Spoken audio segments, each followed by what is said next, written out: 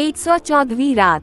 जब 114वीं रात हुई तो उसने कहा कि ए नेक बख्त बादशाह, जवान ने ताज अलमलूक से कहा कि जब 2 दिन गुजर चुके तो मेरी चचाजाद बहन ने मुझसे कहा कि खुश हो और दिलशाद हो और दिल मजबूत कर और कपड़े बदल और वादे के मुताबिक इसके पास जा।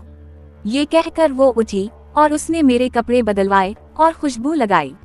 अब मैं उठा और दिल को मजबूत करके निकल खड़ा हवा और चलते चलते इस गली में पहुंच गया और इस चौकी पर जाकर बैठ गया। थोड़ी ही देर में वहां बैठा हूँगा कि छज्जा खिला और मैंने नजर उठाकर उसकी तरफ देखा और देखते ही गाश खाकर गिर पड़ा। जब मुझे होश आया तो मैंने दिल मजबूत करके और पुख्ता इरादा करके दोबारा इसकी तरफ देखा और फिर बेहोश हो गया। जब मुझे दोबारा होश आया तो मैंने देखा कि इसके हाथ में एक आईना और एक सुर्ख रुमाल है।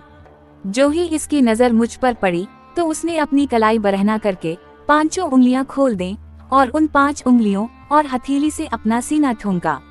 फिर दोनों हाथ उठाकर उसने आईने को छज्जे से बाहर निकाला और इस सुर्ख रुमाल को लेकर अंदर चली गई। फिर लौटी और रुमाल को 3 बार नीचे गली की तरफ लटकाया, इस तरह से कि वो लटकाती और फिर उठा लेती थी। इसके बाद उसने रुमाल को नचोड़कर अपने हाथ में लपेट लिया और अपने सर को बाहर निकाला और फिर अंदर की तरफ कर लिया और छज्जे को बंद करके चली गई और एक बात भी ना की। मैं हैरान था और उसके इशारों को बिल्कुल ना समझा और इशा के वक्त तक बैठकर घर लौट आया। अब आधी रात हो गई थी और मैंने देखा कि मेरी चचेरी बहन हाथ पर सर रखे बैठी है और इसकी आंखों से आंसू जारी हैं और वो अशार पढ़ रही है। जब मैंने उसके शेर सुने तो मेरा गम दोबाला हो गया और दर्द वो अलम बढ़ गया और मैं घर के एक कोने में गिर पड़ा। वो उठकर मेरे पास आई और उसने मुझे उठाया और मेरे कपड़े उतारे और अपनी आस्तीन से मेरे आंसू पहुंचे और मेरा माजरा पूछा। मैंने अपनी सारी दास्तान जो उसके साथ पेश आई थी सुना दी। इसने कहा कि भाई, हथेली और 5 उंगलियों से इशारे के ये मुने हैं कि 5 दिन के बाद आ और आईने और सुर्ख रुमाल लड़काने और उठाने और छज्जे से सर निकालने के मुने ये हैं कि रंगरीज की दुकान पर बैठकर मेरे कासद का इंतजार कर। इसकी बातें सुनते ही मेरे दिल की आग भड़क उठी और मैंने कहा कि ए बहन, खुदा की कसम तेरी तफसीर बिल्कुल दुरुस्त है, क्योंकि इस गली में एक यहूदी रंगरीज की दुकान है। ये कहकर मैं रोने लगा, मगर मेरी चचेरी बहन ने कहा कि अपना इरादा पक्का रख और दिल को मजबूत कर, क्योंकि तुझे औरों की तरह इस मोहब्बत की कामयाबी में ज्यादा मुद्दत ना लगेगी और इश्क की हरारत ज्यादा ना सताएगी, बल्कि एक ही हफ्ते में तेरी मुराद हासिल हो जाएगी। इसलिए तेरी फरियाद बेकार है।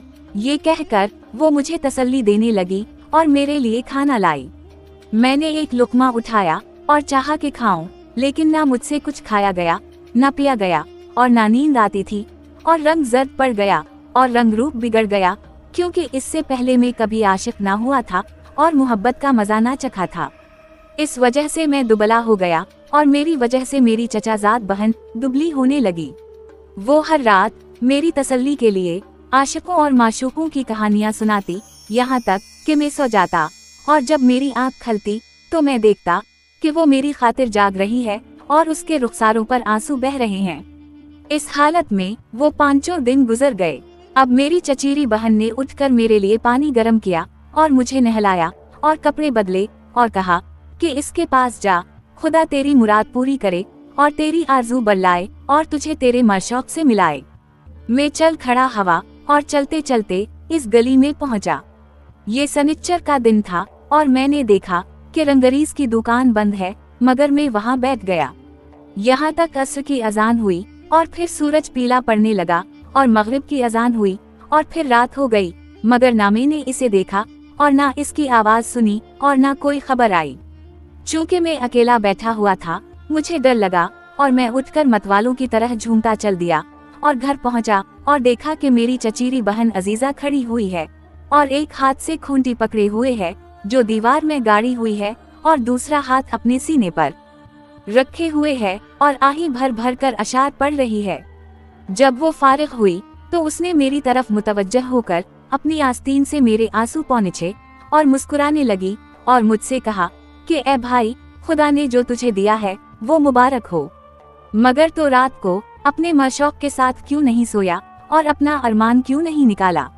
जब मैंने ये सुना तो मैंने अपने पाँव से इसके सीने में ठोकर मारी और वो वही कमरे में गिर पड़ी और इसकी पेशानी एक खूंटी पर लगी जो कमरे के एक तरफ गाड़ी हुई थी। जब मैंने गौर किया तो देखा कि इसकी पेशानी फट गई है और इससे खून बह रहा है।